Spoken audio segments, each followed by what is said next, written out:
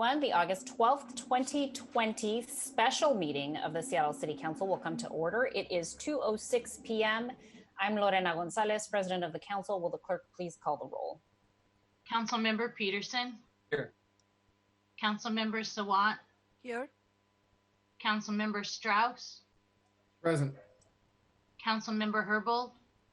Here. Councilmember Lewis. Present. Councilmember Morales. Here. Councilmember Mosqueda. Here. Council President Gonzalez. Here. 8 present.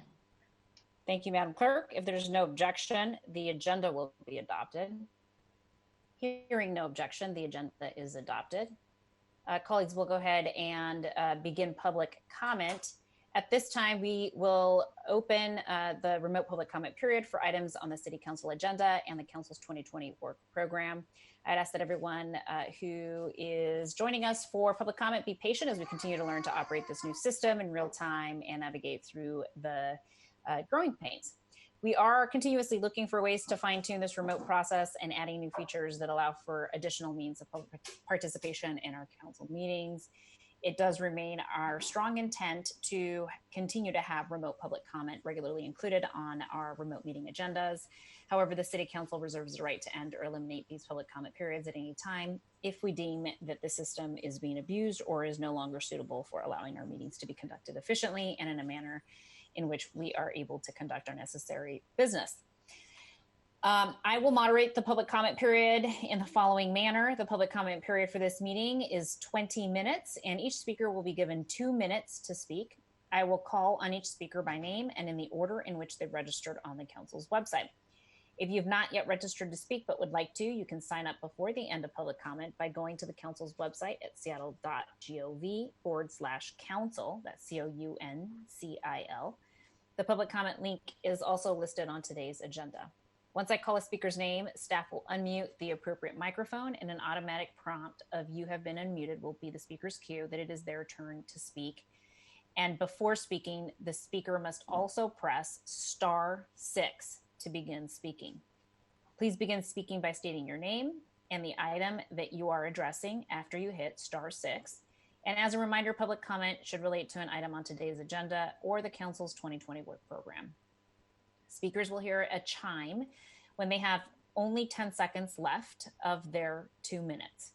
Once you hear the chime, we ask that you begin to wrap up your public comment. If speakers do not end their comments at the end of the allotted time period, the speaker's microphone will be muted to allow us to call on the next person. Once you've completed your public comment, we ask that you please disconnect from the line. And if you plan to continue following this meeting, please do so via Seattle channel or the listening options listed on the agenda. The public comment period is now open, and I will begin with the first speaker on the list. Again, please remember to press *6 before speaking today. Okay, let's see. First speaker is Maria Harwell, followed by Peter Shalito.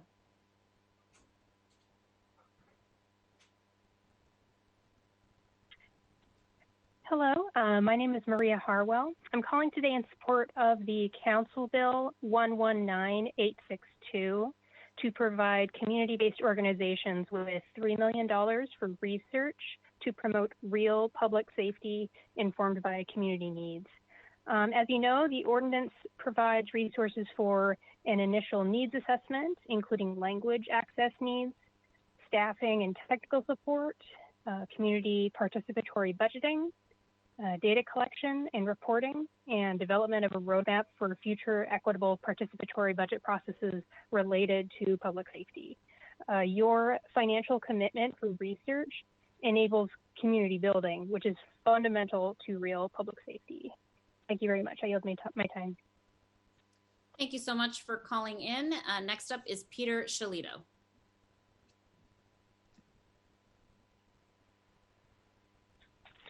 Thank you. Hi, this is Peter Shalito in Seattle District 4. It has been a busy couple months, and I want to start by thanking you all for doing your job representing the people of Seattle, engaging in uncomfortable and difficult conversations, and taking action through the budget to remove power from the police, power that they have shown so much willingness to abuse this summer. We need to continue working towards defunding by at least 50%. I'm calling today in particular to support the bill to provide community-based organizations with $3 million for research. Your financial commitment will enable community building, which is so fundamental to public safety.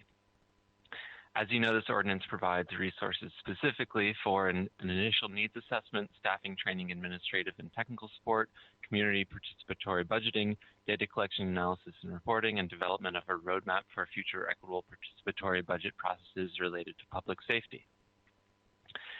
And finally, this may be beyond your powers, but after hearing comments from Chief Best yesterday, I would love to see an investigation into who gave the order for officers to leave the East Precinct on June 8th. If the command came from the Seattle Police Officers Guild, then this city is hostage to that group even more than I thought. The officers effectively carried out a strike in plain sight. That's all I have for today. Thank you again for your hard work. Black Lives Matter. Thank you so much for calling in, Peter. Those are all the names I have for public comment today. So we are going to go ahead and close out our period of public comment. Thank you to the folks who called in to provide public comment today. Okay, we're going to go ahead and move on to items of business on our agenda for today. The first item up is reconsideration of Council Bill 119812.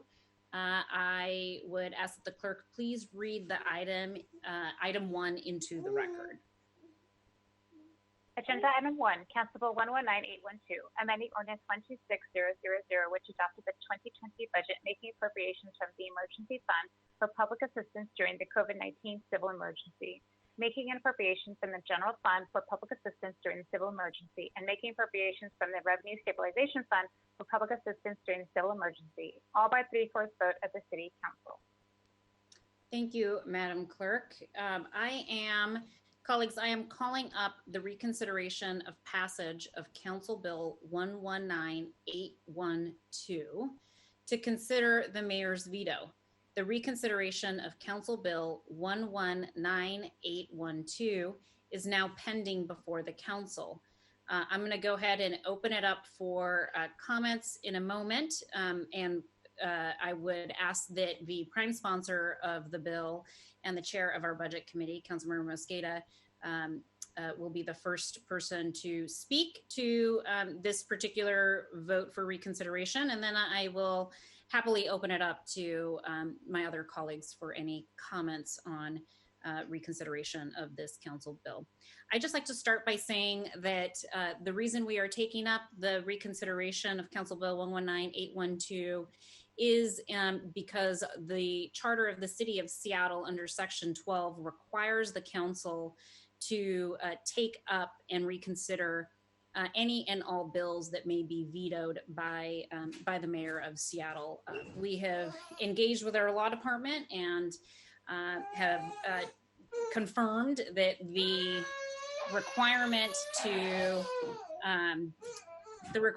to reconsider the veto is mandated by the charter. In other words, it is not discretionary on our part in terms of whether we consider a veto or not. And again, that's under Section 12 of the city charter. And I just want to take a moment to make sure that the record reflects the mandatory language that is included in Section 12 of the charter, which reads, quote, "The council shall, not less than 5 days after such publication and within 30 days after such bill shall have been so returned, reconsider and vote upon the same." And so I just want to make sure that the record is clear as to why we are taking up this vote. It is rooted in a charter required obligation for the full council to undergo this exercise. I am looking forward to having a conversation about how to move us forward on Council Bill 119812, which was originally passed unanimously with a 9-0 vote from the City Council.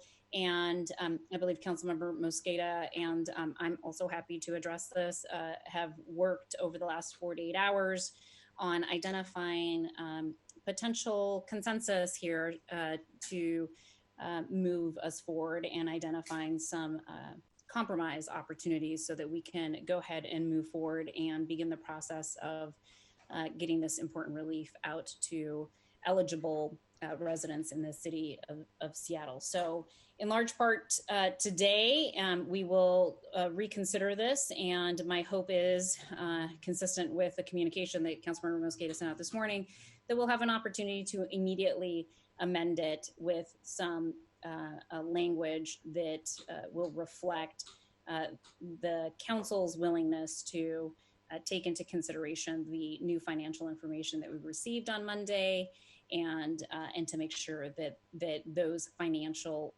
realities are reflected, memorialized, and appropriately considered as we look at moving forward with this particular council bill. So hope that you all will share some of your own comments. And at this point, I'm going to go ahead and hand it over to Councilmember Mosqueda, who was the prime sponsor of the bill, and then colleagues, for anyone else who would like to provide comments before we call this to a roll, please do let me know by raising your hand or by shooting me a quick message to let me know you'd like to get in the queue.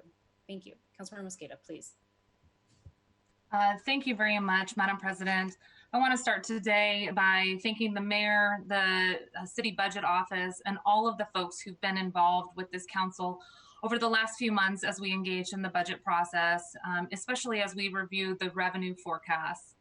Given the crisis that we're in, we understand the realities of the changing revenue forecasts, the trying times that we are in, to both respond to the emergent needs in our community, and also to make sure that our city and our city employees have the services that they need. Together, we are working to identify the needed revenue to address the needs in our community and to be fiscally prudent with the dollars in front of us. This effort today is an effort to work together to address the revenue shortfall that has been presented in front of us. On Monday, we did get news from the CBO that there was another projected $26 million shortfall. We want to thank CBO Director Ben Noble for flagging the $26 million that had presented itself in this most recent revenue forecast. And as we learned about it on Monday, over the last 48 hours, we've been working diligently along with the council president's comments. I know Vice Chair Councilmember Herbold of the Select Budget Committee and many others on this council have been identifying ways that we can work together to close this new revenue gap and to find collaborative, creative solutions to make sure that we can still get dollars out the door. All of this is in our joint interest as a city, everyone within City Hall, in the mayor's office and city council, but also more importantly, the residents of the city, that we work together to provide immediate relief and to close this revenue gap. Today, we are proposing a two-step plan in front of us. It's a procedural approach which allows for us to put the Jumpstart COVID relief bill in front of us to repeal the veto as required by the charter, and then to immediately act in our joint effort to amend the statute to address the revenue shortfall. As soon as the bill passes, we will be able to then immediately address those revenue shortfalls by reducing the COVID spending by $26 million. Together, this allows for us to address the pressing issues facing our city budget, and our residents across our city here. I also want to thank the hundreds of organizations. You know, it's been a while since we've had a chance to thank you, but just again, thank you for your diligence in working with all of us to identify smart ways that we can plug some holes that are being presented by the lack of action at the federal level. The organizations have been listed a bunch of times, and I won't again thank them, but all of the services that they are providing, from serving our most vulnerable to providing housing to caring for those who are unsheltered and to providing assistance in terms of economic recovery right now, we know that you've been offering your time in the middle of these compounding crises, so we want to thank you. The organizations, the businesses, the unions, advocacy groups, and individuals, all of you have helped to make sure that we're investing in affordable housing and secure housing, providing shelter options for our homeless population, working to make sure that small businesses don't close and that families across the city have access to childcare. We're helping our immigrant and refugee population where the federal government hasn't stepped in, and we want to thank you for all of your work that you've done, especially as we think about the longer term strategies to create a more equitable local economy.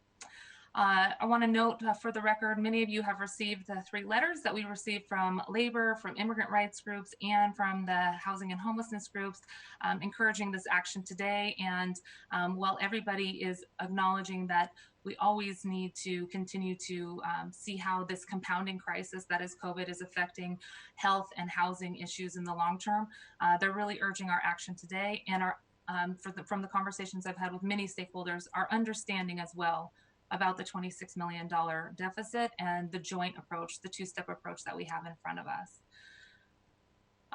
Thank you again, Madam President. I think I'll save some of my comments for later, but just deeply appreciative of the ability to have this conversation today in recognition of the $26 million shortfall that we have. I believe we have a strategic, collaborative approach to try to close that gap as we also continue to provide immediate relief out the door for those who are in need, and recognize that it's a constantly moving target, and we'll be working closely with the executive and the departments to right size those investments. So thank you so much.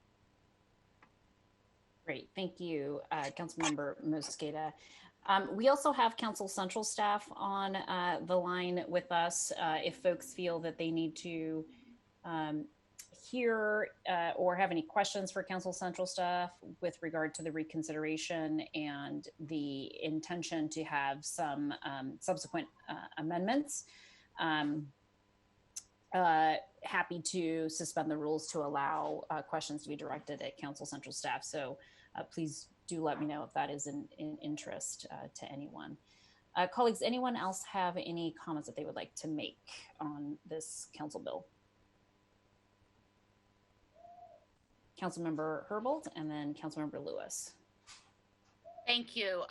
So while the council is voting on whether or not to override the mayor's veto today, I want to be really clear that I see my vote to override this veto as technical in nature because of the need for a replacement bill that I think addresses the position of the mayor and the budget office as it relates to preserving additional emergency revenues in light of the recent revenue forecast, and also the concerns I've heard from the mayor's office around ensuring that there's flexibility within the bill that we're about to vote on to make clear that the council's intention is that the revenues be spent, but with an understanding that if they can't be spent, that either because of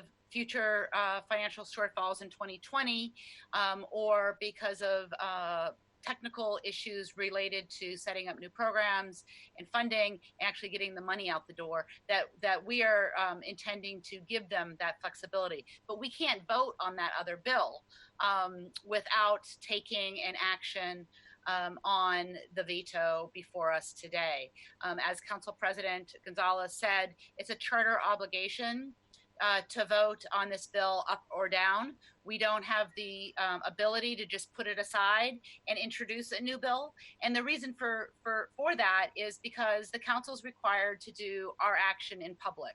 We can't just sort of unofficially say, well, we're going to put this bill aside and move forward a new bill that we have agreement with on the mayor on some of the principles. We're not permitted to do that. The mayor, on the other hand, can allow legislation go into effect without her signature. We are obligated by the charter and by the principles of open government of a legislative body to vote this veto up or down. But again, I see the vote on this veto as technical in nature. It's technical in nature because it allows us to vote on the substitute bill that we'll be talking about in a moment. If we don't vote on the veto, we can't vote on the substitute because the substitute itself is an amendment of the vetoed bill. Under a different set of circumstances, we could potentially introduce a new bill, but we simply don't have the time to do that. Under a different set of circumstances, we could vote to uphold the veto and introduce a new bill. But again, given the fact that we have a council recess, given the fact that we don't have another introduction and referral calendar until next Monday, and not a lot of ability to schedule additional council meetings before the council goes on recess, this is the option before us today. We have to vote on this replacement legislation, the legislation that's going to be coming up next, that amends the veto for a number of different reasons. There's a need to make some balancing decisions that are reflected in that bill, and we'll be talking about them later. So for me, it's really important to highlight the reason why we're taking this vote. It's not to celebrate the overriding of the veto, but it's as a vehicle to get us to the ability to vote on another bill that I'm really hoping accomplishes the shared objectives of the mayor and council and members of the public who have worked really hard to not just get the Jumpstart tax measure in place, but also the spending plan. Thank you. Thank you, Councilmember Herbold, for those remarks. Really appreciate it and do absolutely agree with everything that you have just laid out for us. Councilmember Lewis, followed by Councilmember Peterson.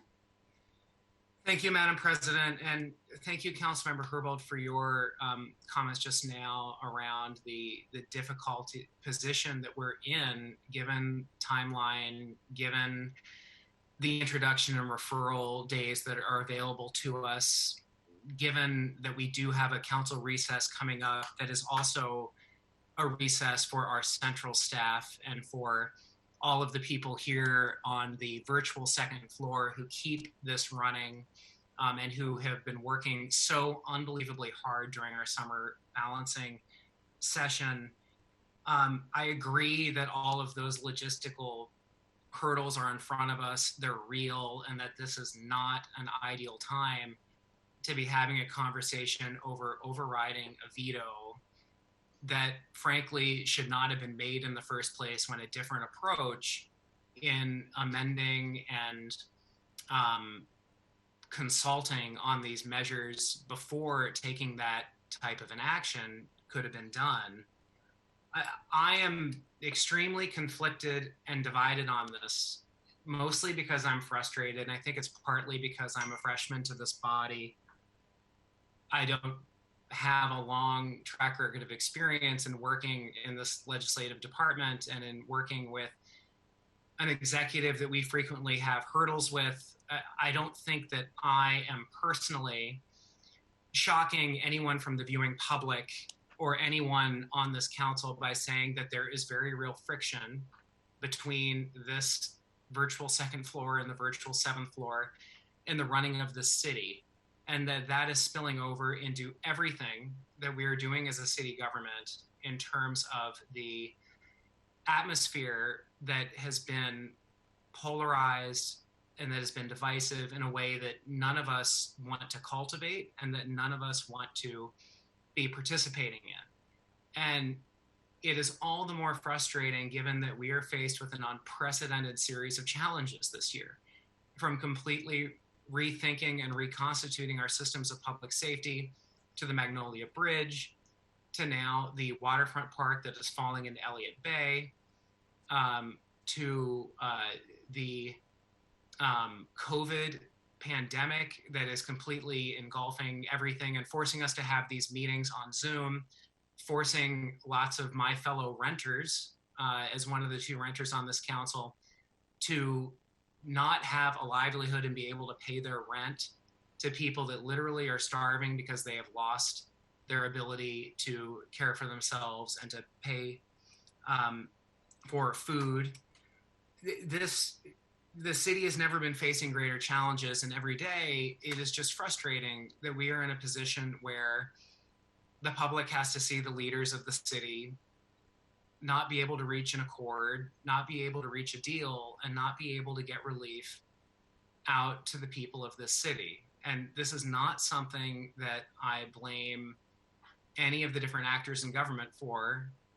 specifically, since the voters have given us divided government. They've given us a council that has a certain set of priorities, including myself, who proudly voted for Jumpstart and voted for this bill, and a mayor who is concerned about looking down the barrel of furloughs and firing employees and keeping essential services in the city going, and worried that these emergency funds are the only lifeline to keep the city going.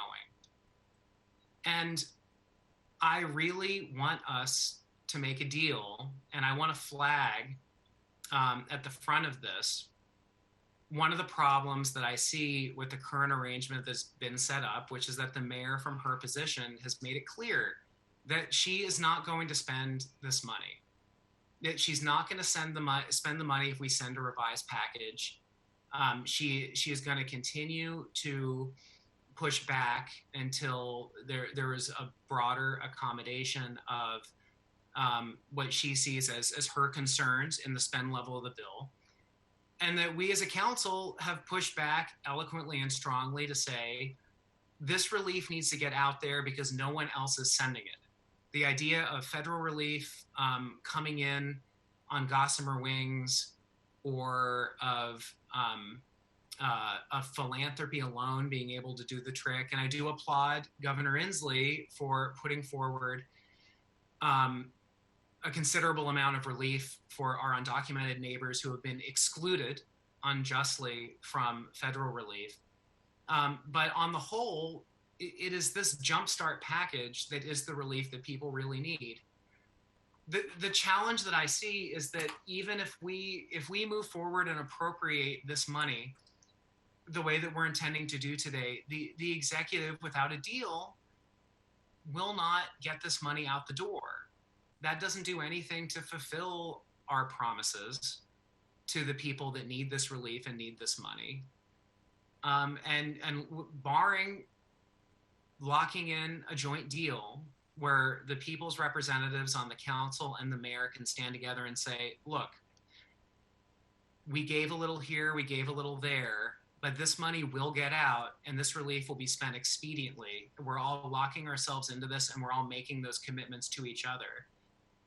I don't see a way that we aren't relitigating this entire conversation again after recess, because there has been another roadblock, because we have not reached an accord and understanding with the executive. My understanding is that there could be an opening to work over the next week and a half to nail in this deal where we would get the money out, we would lock in a commitment to spend the money, and we could all go forward knowing that it's done and the relief will actually come forward.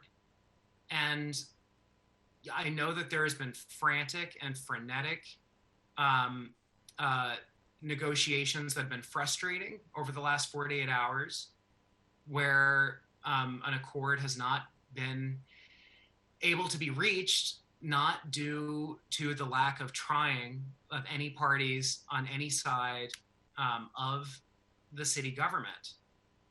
But I do get the sense that if there is a sustainment today, that deal can be locked in and we can actually get this relief out the door. And just given that we have had 8 months of very polarized back and forth between the executive and the council, I think that we owe it to the people of Seattle to try for another week and a half and come to an arrangement where the money will get out the door, where we are all locking ourselves into that, and we are all mutually committed to rising to what this occasion requires. And I think that a sustainment today can help to force that conversation. And if an accord cannot be met, I've got no problem passing a package like this over the objections of the executive after trying for another week and a half, and if we can't come to an accord, passing something then.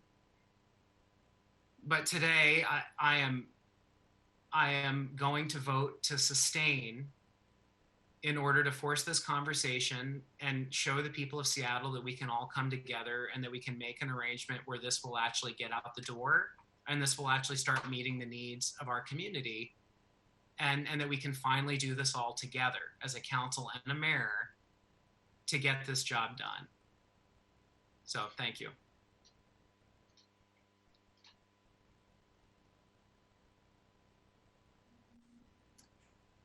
Thank you so much. We have a few people with their hands up. I had Councilmember Peterson in the queue, and then I think I saw Councilmember Herbold raise her hand again, and then Councilmember Sawant. Thank you, Council President. So I wanted to address the letter that we received from the City Budget Office on Monday, August 10, from the Budget Director, Ben Noble. So just for the viewing public, to provide additional context for, why some, at least a couple of us might be struggling with this vote here, is that we received a letter with an August revenue, an updated revenue forecast that shows an additional deficit of $50.2 million.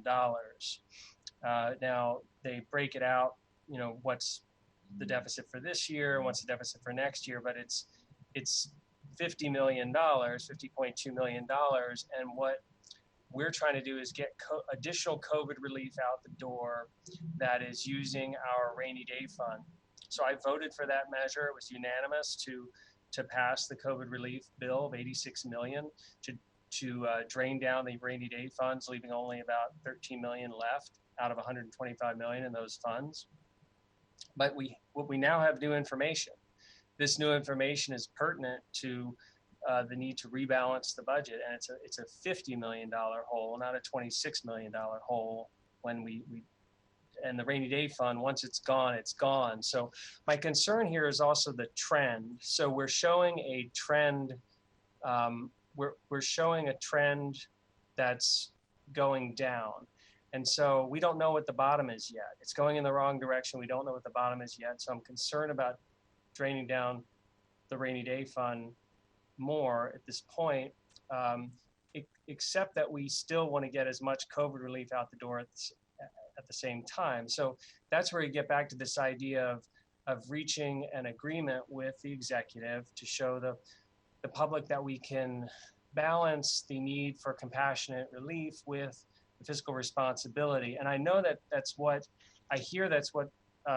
some of my colleagues have worked to do here. So they've got the bill that's ready to go right after this vote to reduce the COVID relief package by 26 million or so. My concern is that we still have this $50 million shortfall, and I'm concerned about city government employees and the fact that starting January 1, there may be a challenge where there need to be layoffs to balance the budget, to rebalance the budget again. But we know we have this deficit, so I'm concerned about going as deep into the rainy day fund. Yes, we should get more COVID relief out the door, but I also believe, yes, we should reach more sustainable agreement with the executive. And I really want to commend my colleagues, Council President and Council Member Budget Chair Mosqueda. My understanding is they've been working really hard on this, and so is the executive. So it just seems like we need more time here to work out something that's more sustainable. I may have some additional comments, but I just wanted to highlight that the reason there's this challenge here is the concern over the $50 million hole that we now have as of 48 hours ago. Thank you. Councilmember Peterson, can you please show me your math on the $50 million? Where can you please cite your source for this? Because the letter that was sent to us on Monday from City Budget Office Director Ben Noble indicated that it was $26.1 million.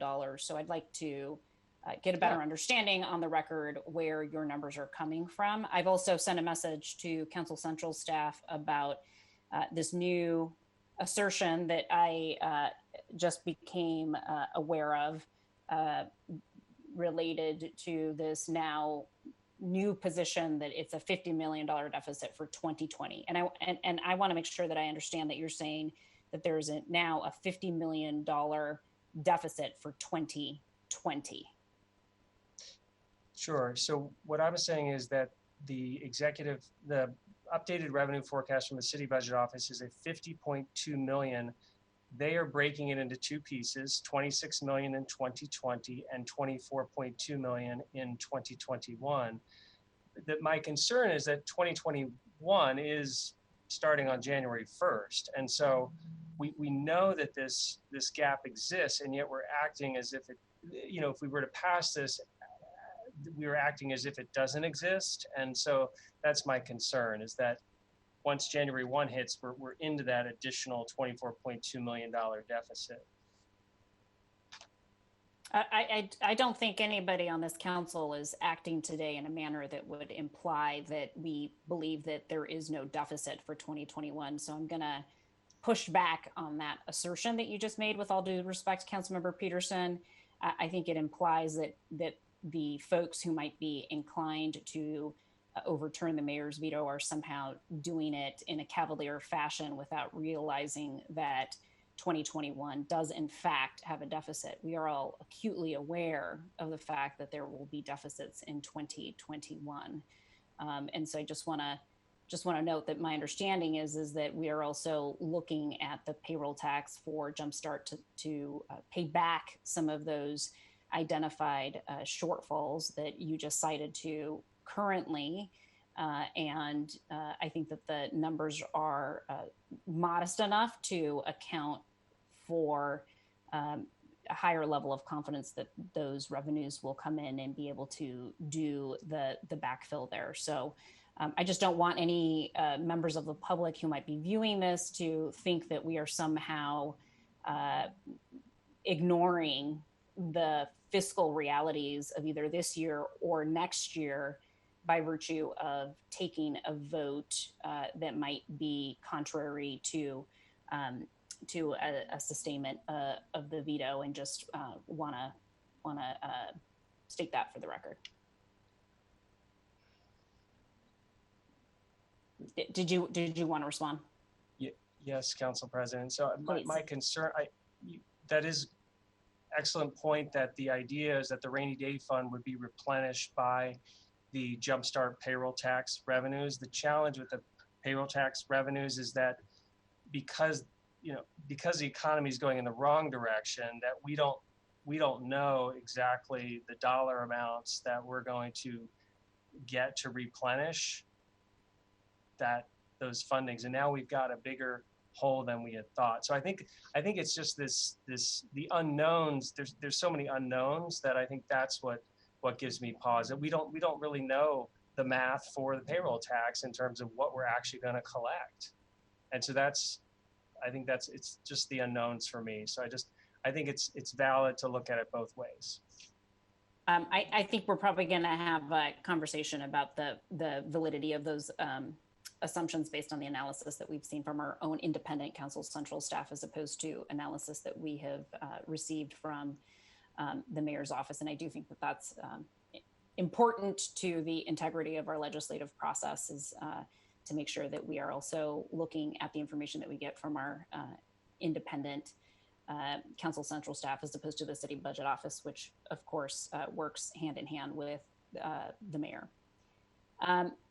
Folks, let's go ahead and I'm going to open it up to other folks. I know Councilmember Herbold was in the queue, Councilmember Sawant, and I saw Councilmember Mosqueda. It's hard to sort of figure out how to call on folks because we're jumping around a lot, but I'm going to go over to Councilmember Herbold, and then Councilmember Sawant, and then hopefully Councilmember Mosqueda, you've jotted notes and can remember what you were gonna say. Councilmember Herbold. Thank you so much, and I appreciate you giving me an opportunity to speak for a second time, even though others haven't spoken yet. I forgot to mention in my earlier comments, because I was saving these comments for the discussion of the next bill, but when Councilmember Lewis spoke, it occurred to me that I really should have included the comments about language that's in the second bill to sort of address some of the concerns that folks have about whether or not to vote for the override of the veto or vote to sustain the veto, in acknowledgement of the uncertainty that Councilmember Peterson mentioned about future revenue updates in recognition of concerns that I've expressed and the mayor's office has expressed, also around the ability to get the money out the door, and to the concerns that Councilmember Lewis has expressed about the fact that perhaps with more time, we would be able to have more unanimity. I really feel like the language that we are proposing in the new Section 3 of the amended bill, the amended Jumpstart bill, really recognizes that we are close in getting to a place of agreement on these principles, but we're not there yet. And given that we're not there yet, and given that we have a council recess, and given that we have staff who are working on the executive side of things, particularly in the budget office, staff that are working on the council side of things, we wanted to give some flexibility to the executive in recognition that we're close on agreement, but we may still have some details to work out. And so the language states that the council acknowledges that the administration of the program will require new contracts and systems to distribute these critical services and direct relief to the community, and that this may take time and could result in not expending the full $57 million in 2020. If the full amount is not expended in 2020, the council is committed to working with the executive to continue funding these critical COVID-19 relief programs in 2021 and to address newly identified 2020 revenue shortfalls. So in essence, with this new section, we're saying if there are logistical reasons for not being able to get all the money out the door in 2020, or if we're going to get another revenue update, I think sometime in November, if we get additional bad news, we will work with the executive to allow them to spend less than the $57 million that is in this bill. And that is my commitment to the executive. And if with the passage of this legislation, it would be the council's commitment to the executive. Thank you. Thank you, Councilmember Herbold. And we are now going to hear from Councilmember Swan. Thank you. I will be voting yes today to override Mayor Durkin's veto of part of the Amazon tax package of bills. As has been mentioned, and for clarification for working people and community members who might be watching, the Amazon tax was divided into 3 council bills. One bill implemented the tax, one bill gave a plan for how the funds would be invested, and the last bill used the rainy day and emergency reserves as a temporary loan to make some of the 2021 funds from the Amazon tax available right away for urgent COVID needs. That last bill is what the mayor has vetoed. In her veto, Mayor Durkin said, and I quote, "It is irresponsible to spend the entirety of our rainy day and emergency funds in the first few months of what is likely a multi-year crisis," end quote. Ignoring her exaggerated language, let us consider if this is true. After all, it would be naive to think that the impacts of the COVID emergency would not stretch at least into next year, if not longer. But the reality is, Mayor Durkin is convinced she will need the rainy day and emergency funds next year only because she has been, from the beginning, totally opposed to taxing big business in any shape or form, especially corporations which have paid handsomely for her election campaign. Because if you are willing to tax Amazon and other large corporations, as this council has been, then there is a clear alternative to budget cuts or needing the rainy day and emergency funds next year. Amazon made $5 billion in profits in the second quarter of 2020, double what they made last year, and that's their profits after expenses. They can afford to pay a slightly higher tax rate than the small tax on big businesses that has been passed already. I fully support this bill to overturn the mayor's veto because we need COVID relief funds to our community now.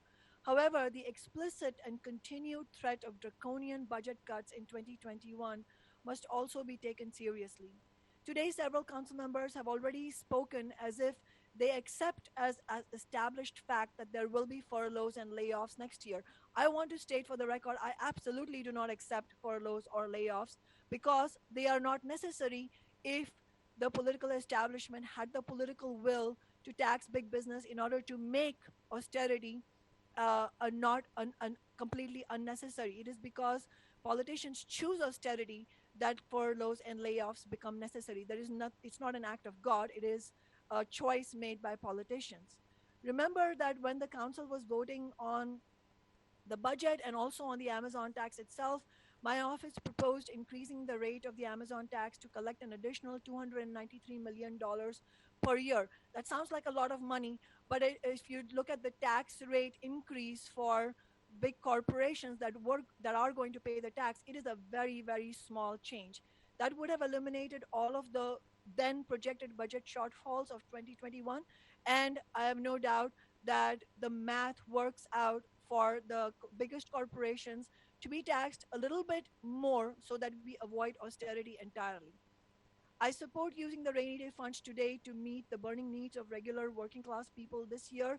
And I also think it is essential that the council increase the rate of the Amazon tax to cover the budget cuts that the mayor is threatening for next year, because otherwise austerity will be a given.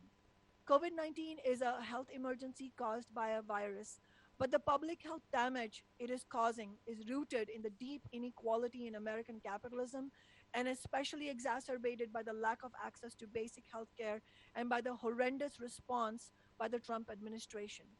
Furthermore, the economic recession is not simply a product of the pandemic, it is the fundamental crisis of the capitalist system, a long standing global crisis that was already underway before the pandemic began. Every time there is an economic recession, there's a struggle over which class will pay for this crisis, the ruling class or the working class.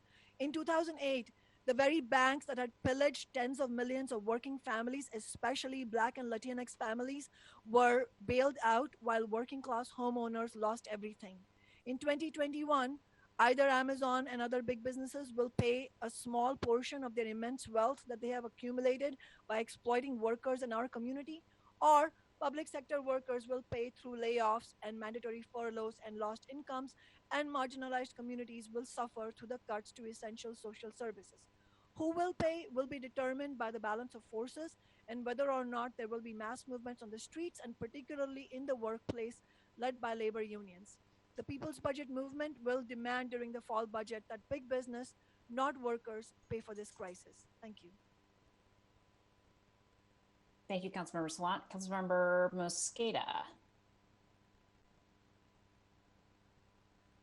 Thank you very much, Madam President. There's just a few items that I felt like needed clarification. Number one, this is a 2020 spend plan. This is providing immediate COVID relief in 2020.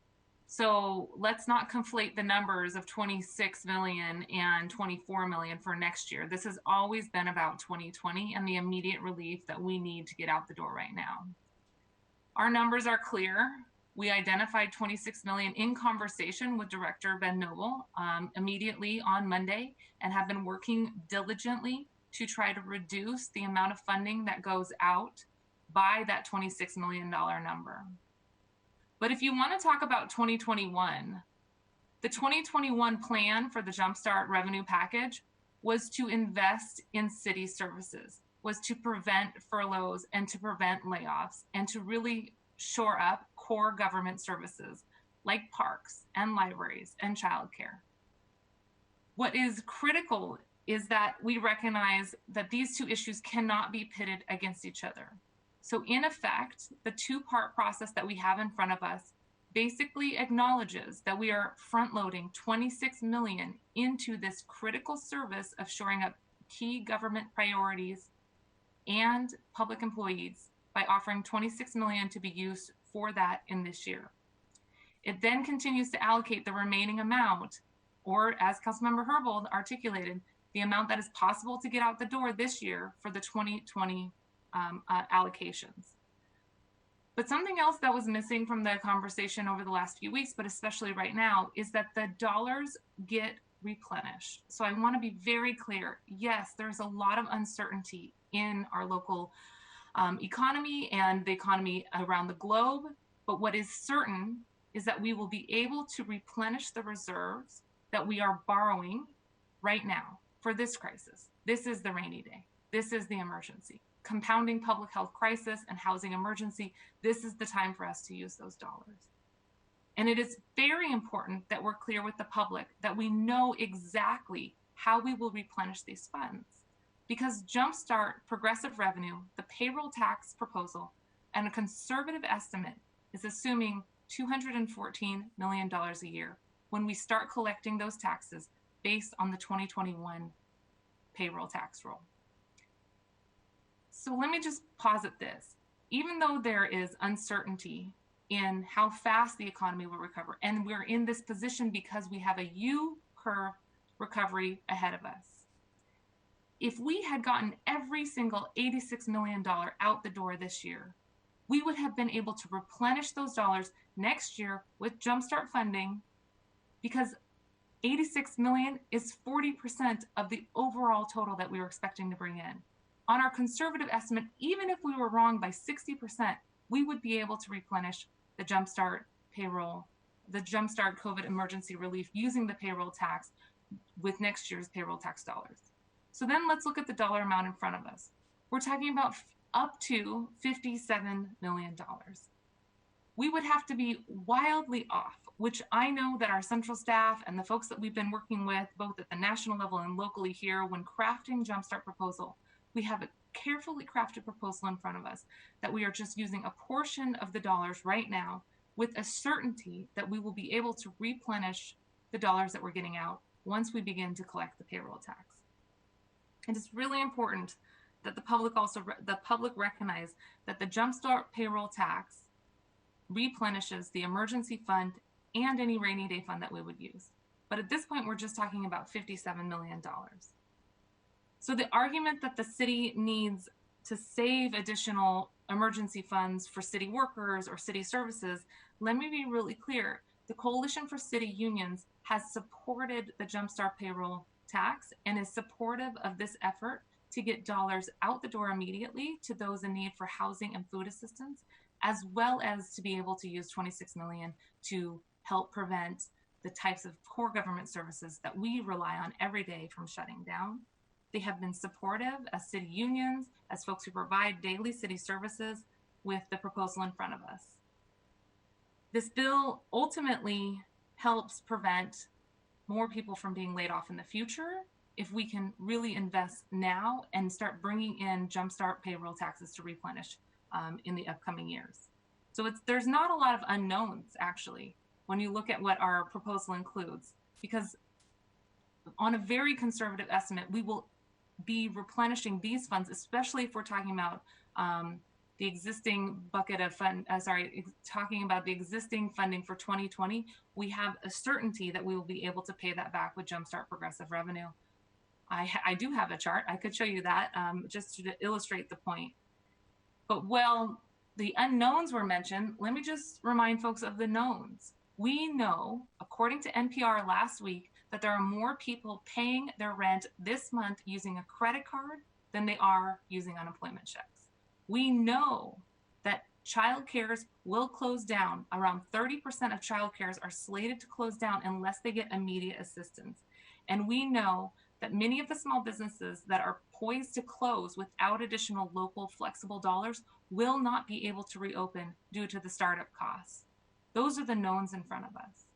So I just wanted to correct the record, Madam President, about the knowns and the unknowns, because the dollars in the reserve funds are going to be paid back using 2021 dollars, and that is just around the corner. This is the emergency. And again, I do want to thank the CBO for flagging this $26 million so we could collectively work in this two-part process. I am hoping that we get to the second bill here, because it really does identify a pathway forward for us. In my conversations with folks in the executive level, when I talked about the 26 million, the words that I heard was, this is internally consistent with our numbers. This is a recognition of the situation that we're in, and this is a meaningful gesture. Obviously, nobody speaks on behalf of the executive, but this is a meaningful gesture as we work together to identify how to close the gap and provide critical city services and care for our most vulnerable. Thank you, Madam President. Thank you, Councilmember Mosqueda. Are there any other comments on the reconsideration of Council Bill 119812? Councilmember Peterson, please. Thank you. And I appreciate everybody's comments here. I know this is not, I know there's a lot of pieces of information, and I think everybody's well-intentioned to try to get COVID relief out the door, to balance the budget. I think all the intentions are good. It's just I'm approaching it from a different angle here in terms of the revenue forecast. And I guess I just want to add some additional context to my original comments where, you know, we're focused on the payroll tax replenishing the rainy day fund. I think what the challenge is that, as we know, we get our city revenue from all sorts of sources. We get it from B&O taxes, property taxes, sales taxes, and you know the trend is bad. The trend is negative, and so the rainy day funds are one-time funds. So I just want to paint that picture, and also to, you know, if for whatever reason the veto is sustained today, then I commit myself to work with all parties to get something done in the next few days, so that it's really just giving people more time to craft a more sustainable compromise, so that the executive will, so that it's real dollars out the door quickly, that the mayor's committed to getting those out the door. And it just sounds like there needs to be a few more days to work that out. So I'm committed to joining with folks to get that done. Colleagues, are there any other questions or comments on Council Bill 119812? Did you want to make closing remarks, Councilmember Mosqueda? I'm going to make some comments, but before that, I was just sort of seeing if anybody else wanted to offer thoughts. Okay, seeing none, I will add to the debate and the record here before handing it over to Councilmember Mosqueda to close out the debate on reconsideration of Council Bill 119812. I just want to start by acknowledging that that I recognize that our economic picture is unstable currently due to COVID-19 and the related economic crisis. And yes, there are some unknown factors, and that is inherent in the reality that we continue to appreciate and understand the depth of the economic crisis and the recovery period that will be necessary to come out of this. But I really sit with the fact that knowing those things doesn't give me a reason to or an excuse to shock me into inaction. These are uncertain times, but I think our constituents are looking to us to take action in this period of time that is reasonable and that is rooted in an acknowledgement of new information that we just recently received. And so I want to encourage us to, yes, acknowledge that there are uncertainties, but these uncertainties cannot shock us into inaction. We cannot just freeze ourselves in amber and wait for all of the factors that we think don't have answers to them before we take action. Now, I believe that Mayor Durkin and most of this council share the values of balancing the budget, of appreciating the volatility of our economic forecast, and of appreciating the depth and the breadth of the need of our constituents who are suffering during this economic crisis. And I do believe that is where the common ground is. Where we are unfortunately not able to find consensus today is on this issue of what the number should be for the spending plan. And I will disclose to you, colleagues, that I have spent the last couple of days having very long conversations with the mayor directly, with Senior Deputy Mayor Fong, And my staff has also been engaging with staff from the mayor's office. Unfortunately, we were not able to come up with an agreement, in large part because there was an insistence on there being a sustainment of the veto before we can agree to a number. And I believe that we need to have this vote on reconsideration because the charter requires us to do it, and that there was an opportunity that unfortunately we were unable to achieve agreement to, but there would have been an opportunity to memorialize a compromise and a agreement between us and the executive on the policy aspects of the Jumpstart COVID relief spending bill. But unfortunately, we just couldn't get there. Now, I think that unfortunately, I'm not sure that 3 or 4 days will yield or produce a deal, but I do think that those conversations are still important to have.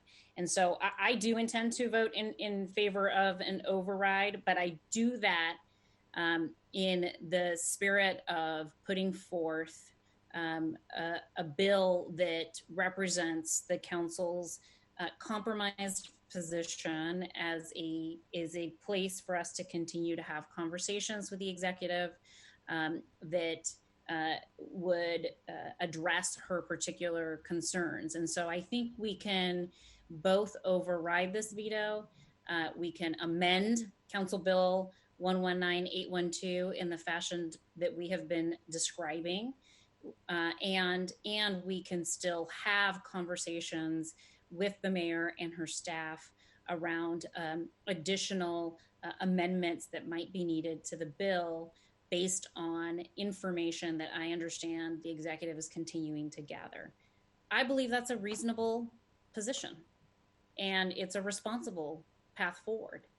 And I think we have, again, done all that we can do in the last 48 hours to identify that path and to do it in a way that is collaborative and that will allow us all to feel good about this bill ultimately, and to achieve the ultimate goal, which is to get these dollars into communities. So the inference and the implication by some of you colleagues that somehow we have been creating some sort of intentional tension or have inherently been the problem or the holdup in terms of these negotiations is just not accurate.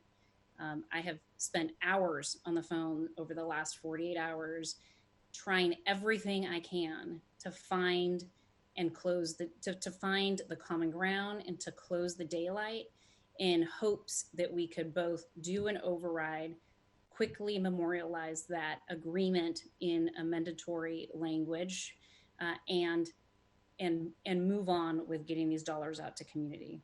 Unfortunately, it was made very clear to me that an agreement could not and would not be reached without first agreeing to sustain the mayor's veto, and that is not something that I feel is procedurally appropriate for us to do if we want to effectuate the underlying $57 million amendment today. And I feel strongly that time is of the essence, and I would really like to wrap this up today for purposes of being able to get the departments and the agencies responsible as much time as possible to begin the process of pushing these dollars out, which at this point I understand would occur early September if we take action now. So I just wanted to share that information with all of you because there's been some comments implying that somehow we haven't tried hard enough, or that somehow we have presented a roadblock in terms of the efforts that Councilmember Mosqueda and Councilmember Herbold and I have been undertaken. But I feel like we have really tried hard to come up with a consensus. And that being said, I still want to leave the door open to conversations even after today to further address some and any additional concerns that might come out of the analysis that might continue to be done by the city budget office as they continue to receive additional information about the economic forecast that might be relevant to this particular question. But feel that we have addressed the substantive policy issues, both through the reduction from $83 million to $57 million, and also in incorporating the language that Councilmember Herbold read, which does not mandate that the mayor has to spend $57 million, but simply authorizes her to do so if she, based on all the information she has available to her, feels that it is that she has the basis to do so, with the understanding that if she doesn't, we will all come back together to identify how else to use those dollars. So that is why I'm supporting this, and would encourage my other colleagues to also support an override of this veto so that we can move along to the second substantive bill. All right, Councilmember Mosqueda, you get the last word. Well, thank you, Council President. I just want to echo your comments. Really appreciate the way in which you've closed this. I'll just reiterate the common ground here. The way in which we've tried to address the concerns that have been brought up by the CBO, address the changing number of 26 million now is included here. I want to lift up the comments that Councilmember Peterson made about the good intentions here. I appreciate you mentioning that, and the good intentions among council, within council, and with our partnership with the executive and the CBO. That's where I started my comments this morning, and I wanted to end it there again with the good intentions of us all to not only address the need of city services, but also the deep need within the city among our residents. These two issues are not in conflict. So the 1-2 step approach that we have in front of us today with this bill and the next bill help address that these two areas are absolutely needing to go parallel together. We must be able to provide core city services in order to care for our most vulnerable. And we must be getting the dollars, as we identified from COVID emergency relief jumpstart bill, out into communities so people can keep their house and have food and keep their small business and make sure their kiddos have a place to go for childcare to prevent more people from needing city services. These two issues go hand in hand. And so I'm really looking forward, hopefully with you all, in the next few days to make sure that the conversations continue with the mayor's office in terms of how we allocate those dollars and get them out the door. Appreciate Councilmember Herbold, your hard work on the language to make sure that it's clear that this revenue is a moving target, and we want to be responsive to that. But we also must be responsive to the urgent needs that we've heard. I'll close with saying we've received over 500 emails. We've received letters that include over 70 organizations on them, thousands of calls, 800 people individually signed onto a petition, in addition to the 3 letters I sent you all today, urging our action today. And doing so, I think, helps us get to that next step and really invest in our community and provide the protection to our city. Let's do this. Thank you, Councilmember Mosqueda. So we're going to go ahead and close out debate and call this to vote. Before we do that, I want to make sure that I provide an opportunity to our council central staff to remind us as to what the parameters are related to the number of votes necessary for either an override or a sustainment to occur. So I'm going to call on Allie or Dan, whoever is prepared to speak to that. And I believe I need to I think I need to, Madam Clerk, do I need to suspend the rules in order to allow Council Central staff to speak to us? That is the practice for allowing Council Central staff to address the council.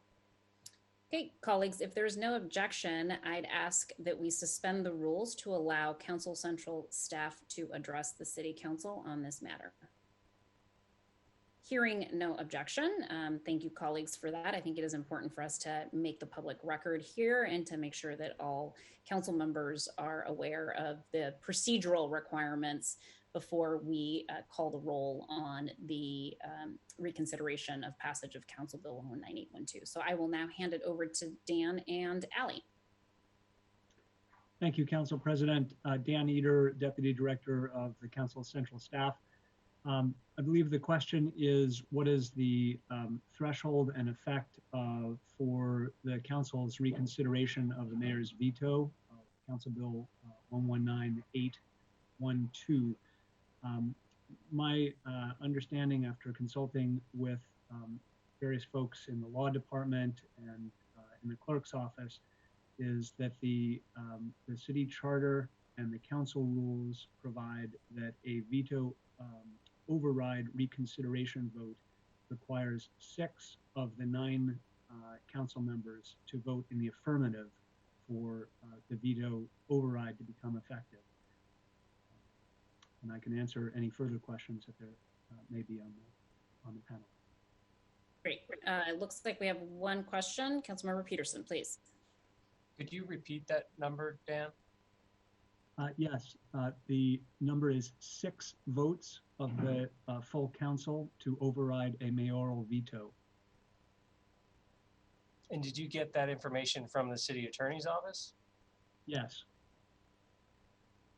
Colleagues, I think that language also comes directly from the city charter as well. So if you look at section 12 of the city charter, it does read, the council shall not less than 5 days after such publication and within 30 days after such bill shall have been so returned, reconsider and vote upon the same. And if the same shall upon such reconsideration be again passed by the affirmative vote of not less than 2/3 of all the members, the president of the council shall certify the fact on the bill.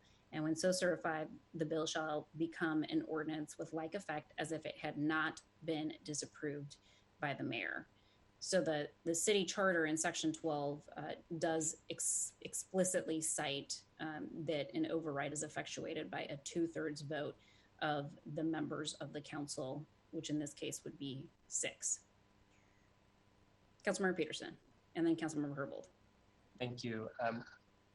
What's interesting about this particular bill is that it was an appropriations bill which required a 3/4 vote, 7 affirmative votes. As I understand it, the mayor's veto then canceled the law, and the only way to resurrect that law is to have 7 votes, and was hoping maybe the city clerk could also chime in on this. We have some legal analysis on that as well. Dan or Allie, would you like to walk us through the nuance of what occurs when there is both an override of a veto and an appropriations bill that requires 3/4 of a vote on the appropriations aspect of this legislation? Yes, of course. So there is some additional advice, as Council Member Peterson was alluding to, I believe, or is asking about at any rate, when the state law requires a 3/4 vote for mid-year emergency appropriations, and that's what this bill 119812 entailed. There is some question about whether the veto override vote, if it is 6 votes versus a 7-vote 3/4 supermajority versus a 2/3 supermajority, whether the appropriations that are in the underlying bill become effective. That question would get cured in the whether they become effective or are not effective. There are other provisions within the 119825 that are not appropriations and would certainly, with a 2/3 supermajority, become effective. The appropriations, if they are not effective, would then become effective in the next bill that you are considering. I believe that's 119860. If there is a 3/4 supermajority vote to approve the appropriations in that separate bill. Thanks. I would just add, add to that, if the veto override is happens with a 2/3 majority, I will send a slightly modified version of the substitute that makes the same changes that were proposed in the substitute version distributed this morning, but addresses those or would effectuate those changes in a technically different manner, assuming that the appropriation sections that Dan just described would not be in effect after the veto override. So it would just incorporate an entirely new appropriation section and a new proviso section. Thank you, Dan and Allie. And Allie, just to sort of follow up on your point, effectively, the nuance, the technical revision that you would send out, depending on the roll call results here, would effectively be an amendment to the appropriations of the of Council Bill 119812 if the veto is overridden. Correct. It assumes that with the veto override, that sections 2 and 4 in Council Bill 119812 would not be basically part of Council Bill 119812 anymore after the override, and so you would be amending the bill to reinsert them. So it will appear that the appropriations table that is currently in section 2 of 119812 is struck entirely, and a new appropriations table that is just spending $57 million would be incorporated, versus what I distributed this morning that is striking out individual numbers and amending them with new numbers. So it is effectively the same result at the end of the day, but it is just a technically different mechanism to get you there. Thank you, Allie. Councilmember Herbold, you had your hand raised. My question has been answered. Thank you. Colleagues, any other questions for either Allie or Dan from our Council Central staff? Okay, hearing none. Thank you, Dan. Thank you, Allie, for providing us with that additional clarification. I know you were all working busily today on identifying answers to those procedural questions, so I appreciate that. Okay, so there are no other comments. I'm going to go ahead and close out debate. The City Council will now vote to reconsider passage of Council Bill 119812 to either override or sustain the mayoral veto. During roll call, council members will either vote aye to override the mayor's veto or vote no to sustain the veto. If the vote on the motion is tied, or if it is less than 2/3, in other words, 6 votes, then the bill fails and the veto is sustained. Are there any questions on the vote?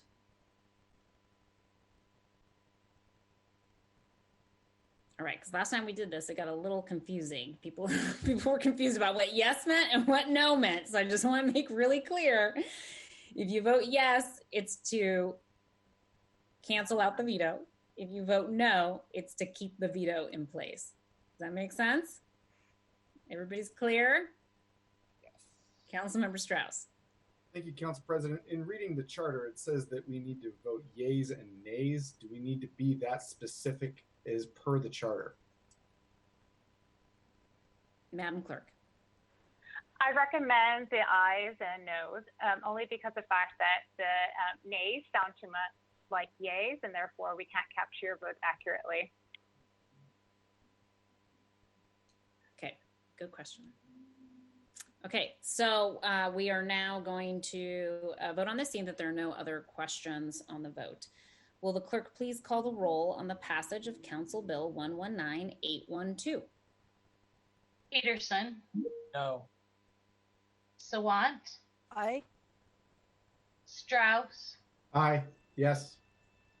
Herbold. Aye. Lewis. No. Morales. Aye. Mosqueda. Aye. President Gonzalez. Yes. 6 in favor, 2 opposed. Okay, the motion carries. The mayor's veto is overridden, and the chair will sign the bill certifying passage of Council Bill 119812. And I'd ask that the clerk please affix my signature to the bill. Okay, colleagues, we are now going to, sorry, I'm reading through my procedural gymnastics scripts over here. Okay. Item 2. Will the clerk please read item 2 into the record? Agenda Item 2, Council Bill 119860, amending Ordinance 126000, which adopted the 2020 budget and amending the ordinance introduced as Council Bill 119812, relating to appropriations from the Emergency Fund for Public Assistance during the COVID-19 civil emergency, and making appropriations from the Revenue Stabilization Fund for Public Assistance during the civil emergency, all by three-fourths vote of the City Council. Thank you, Madam Clerk. I move to pass Council Bill 119860. Is there a second? Second. Thank you. It's been moved and seconded to pass the bill. Councilmember Mosqueda, as sponsor of this bill, you are recognized in order to address this item. Thank you very much, Madam President. I would like to move to amend Council Bill 119860 by substituting version 5 for version 3A, and I believe that has been circulated by the central staff, if I'm correct. Is there a second? Second. Thank you. It's been moved and seconded to substitute the bill. Councilmember Mosqueda, would you be willing to address the substitute? Thank you very much, Madam President. Since we have suspended the rules, I wonder if it's possible if Allie would like to address the substitute, and then I could add some additional comments. Great. Colleagues, if there's no objection, the rules will be suspended to allow Council Central staff to address the Council. Hearing no objection, the rules are suspended, and Ms. Allie Panucci may address the City Council, please. Good afternoon. I think I forgot to introduce myself earlier. Allie Panucci, Council Central staff. Council members, I just distributed a new version of the substitute bill that, as I had just described, makes a couple of changes to the bill as introduced. It reduces the total amount of spending in the bill from $83 million to $57 million, and adds language recognizing that it may take some time to get this funding out the door in 2020. And if it's not all expended, the council will work with the executive to extend the funding into 2021 for these critical COVID relief programs, and will work with the executive as needed to address any additional 2020 revenue issues.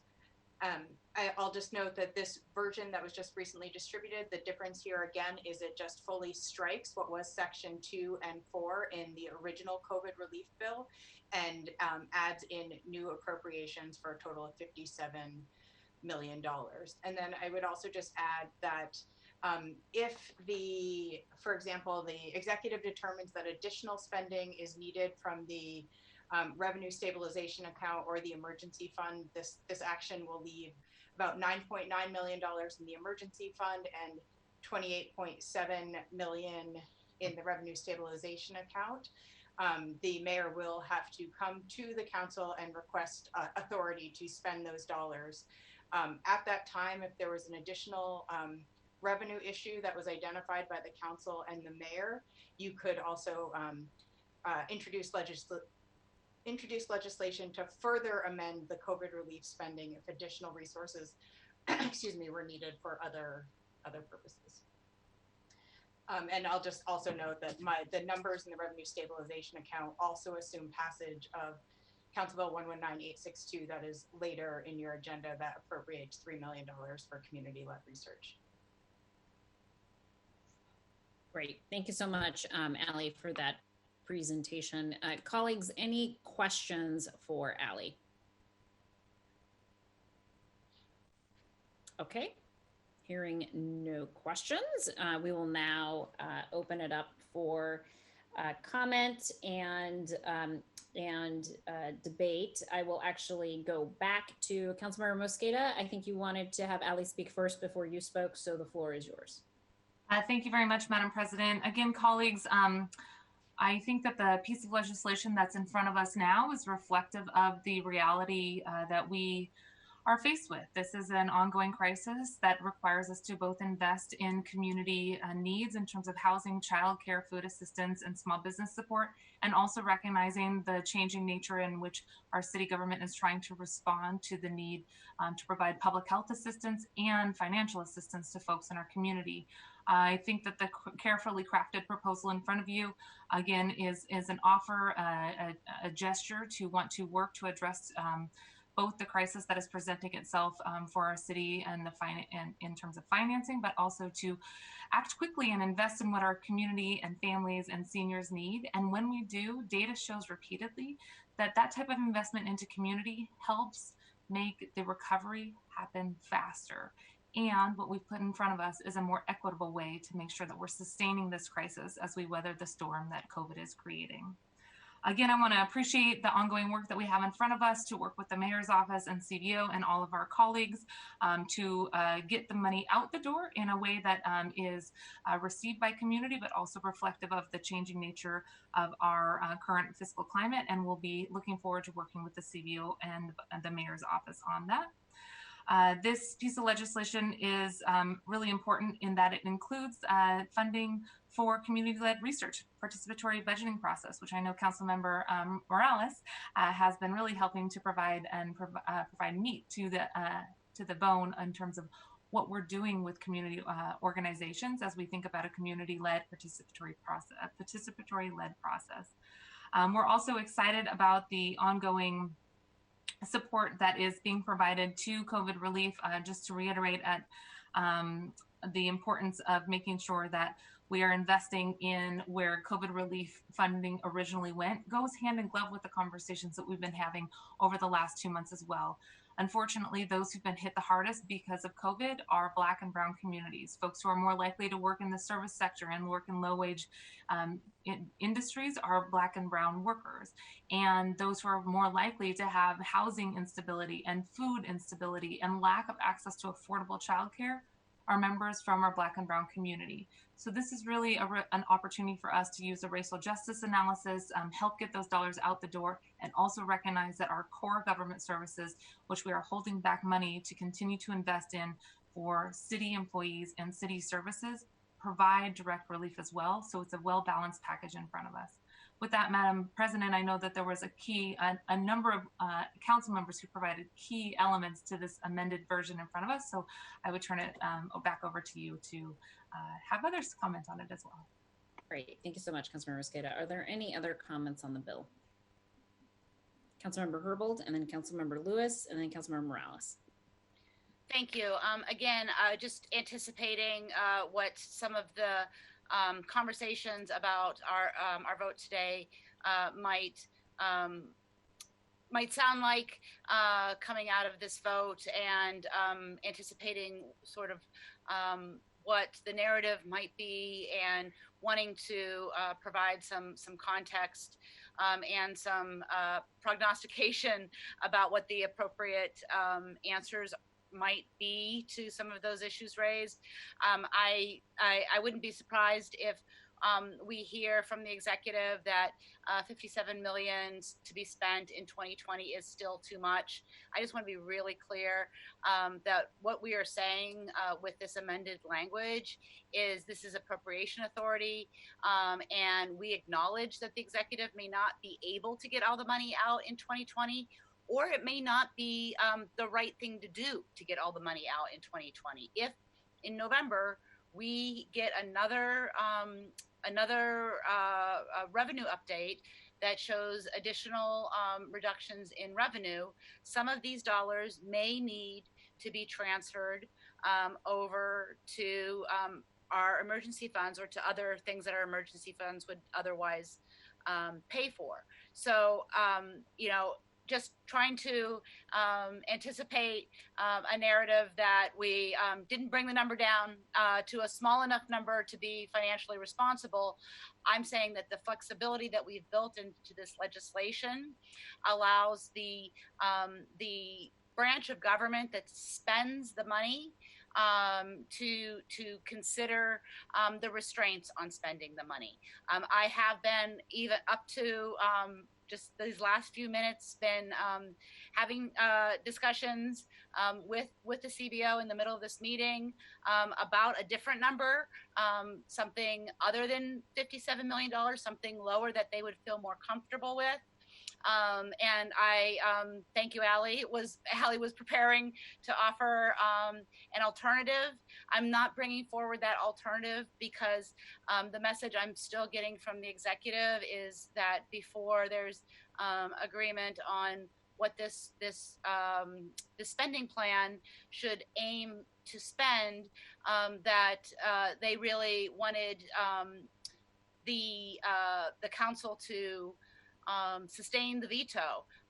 So that was not the direction that this council is going in, because we have a bill that relies on amending a veto that has been overturned, and because of the other items that I'd mentioned earlier and other council members have as well, about the short amount of time that we have before recess and the long number of hours that staff have been working. So thank you.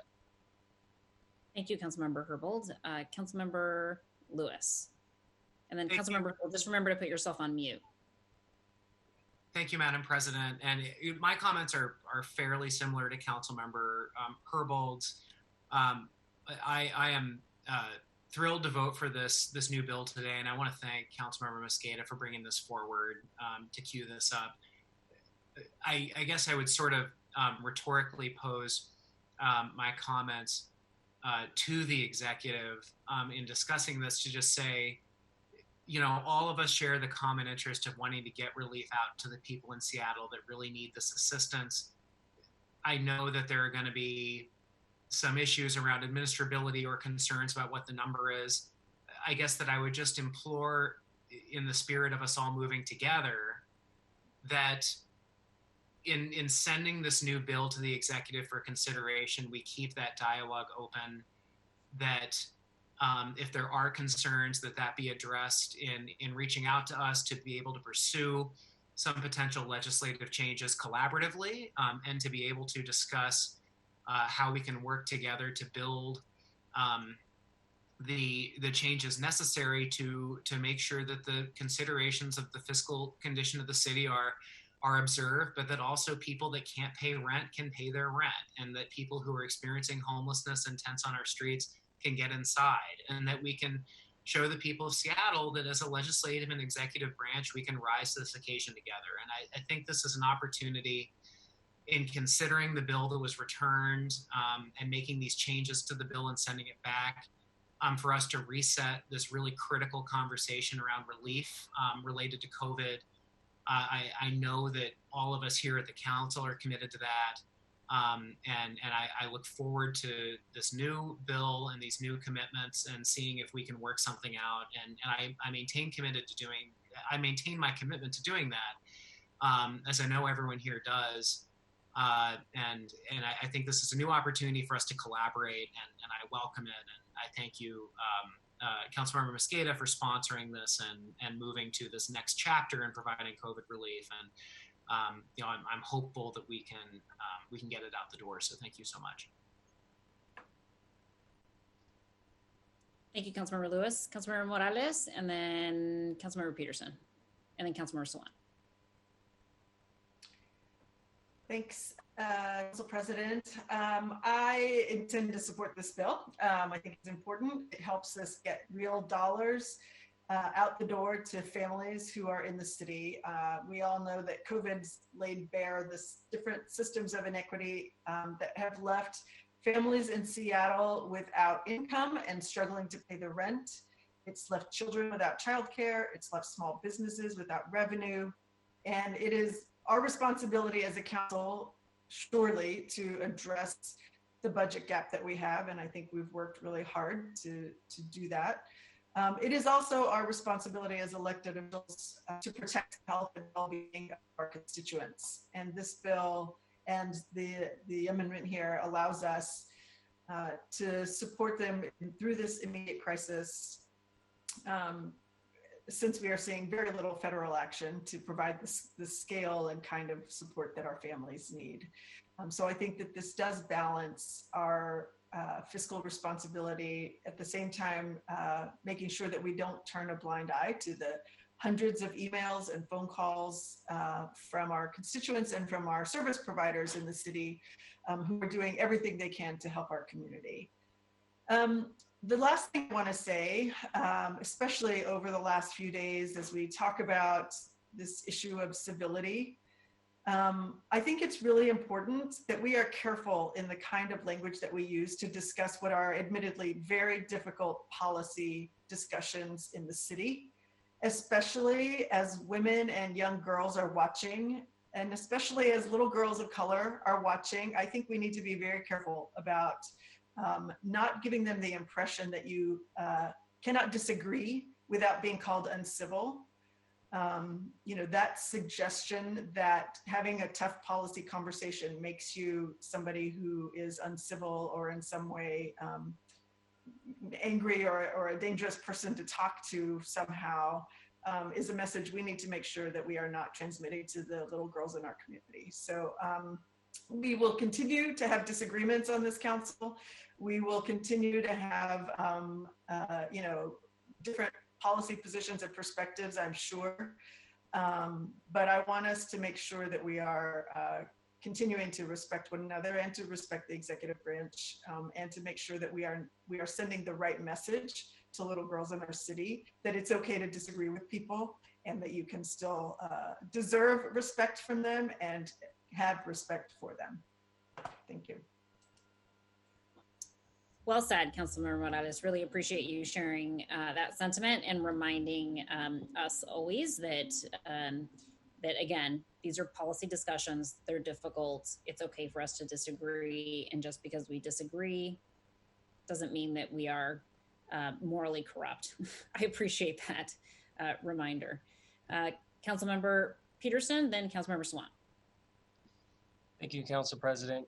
I wanted to thank Councilmembers Herbold and Mosqueda and the Council President for working on this strategy here, which will reduce the spending to recognize that there is this additional gap in 2020. This shows a really good faith effort on the part of the City Council to move toward the executive, to acknowledge the new information that we've received, and to get money out the door. I was approaching it from a different angle earlier. I thought that was another path to get there. This is also a valid path, so I'll be supporting this bill. Thank you. Thank you, Councilmember Peterson. Councilmember Swan. Thank you. I would want to clarify for the members of the public who are watching or who may watch in the future, that something that has not been clarified by any of the council members so far, that this substitute actually implements $26 million in austerity or $26 million in budget cuts. And every point that I made when I spoke to the last agenda item, opposing the mayor's veto, opposing budget cuts and austerity, apply to this substitute as well, especially in this city, which has long been a tax haven for the wealthiest. The city council and the mayor should be doing everything in their power to increase the Amazon tax by whatever the shortfall is, whether it is 26 million today, 50 million tomorrow, not cut the budget by those amounts. So I will be voting no on this $26 million budget cut. Thank you. Thank you, Councilmember Sawant. Any other comments from colleagues? Okay, I will go ahead and make a few remarks and then hand it over to Councilmember Mosqueda in the event that she has any closing remarks before we call the roll on this bill. I intend to support this bill This bill, which amends the appropriations found in the previous bill, reflects a 34% reduction for 2020 spending in response to the mayor's concerns that it may be administratively difficult to spend $57 million in 2020. We have language in this amendment that acknowledges that we have the aspiration of being able to spend $57 million in 2020, but acknowledging the concern that was expressed to us by the mayor that it may not be physically possible to set up the systems to accomplish that. Nonetheless, I believe that the mayor will make a good faith effort to expend these dollars and will continue to work with her and her staff collaboratively to continue to identify how the council can support those good faith efforts to spend these dollars, all the while acknowledging that there are realities with how we administer these dollars that are new in some ways and baked into existing programs in other ways. Nonetheless, it's a new revenue source, a new revenue opportunity that will necessitate some realities around how the dollars are administered and distributed to qualifying residents. And I appreciate that difficulty and believe that this bill addresses that policy concern that I heard from the mayor. I also heard Mayor Durkan express concerns about the potential of furloughs next year and the need to preserve dollars now to mitigate against those furloughs. Again, this is with relation to where we set the dial, whether it's 83 million or 87 million or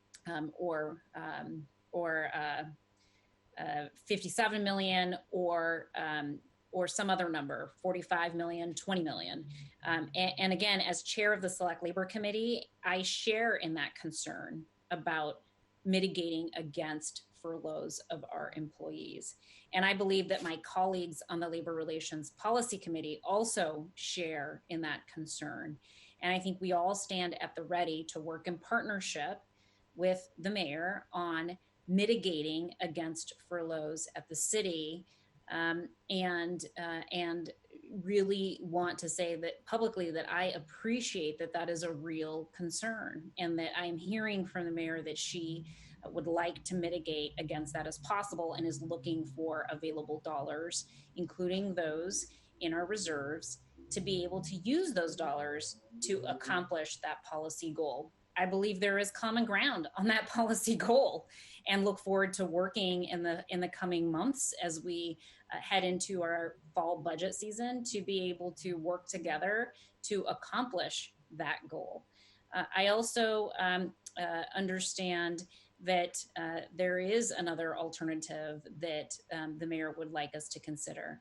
Passage of this bill and the action that we took on overriding the veto does not preclude or foreclose the opportunity to continue to have conversations about the spending that the mayor may be able to practically effectuate in the coming months. And I remain open to those conversations to make sure that this appropriations allocation is right-sized in a way that is realistic and that will meet the deep needs in our community. So I really have appreciated an opportunity to have conversations with the mayor and with her staff around identifying how we can move forward. And I expect that over the coming days, we will continue to have conversations. I hope we continue to have conversations. But I believe that this amendment to this bill, which is effectively an amendment to the prior bill, is a reflection of our willingness to be flexible and to memorialize an alternative proposal that takes into account the realities around the additional revenue forecast for the remainder of 2020.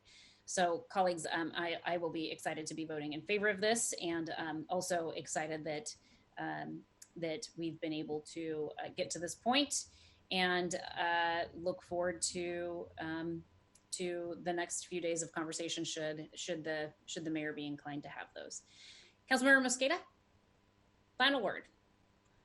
Thank you, Madam President. I also want to thank you, Madam President, Council President Gonzalez, as a co-sponsor and person who has provided a tremendous leadership on this iteration of the bill. I just want to thank you for your work on this, and lift up what I believe Councilmember Morales was saying as well.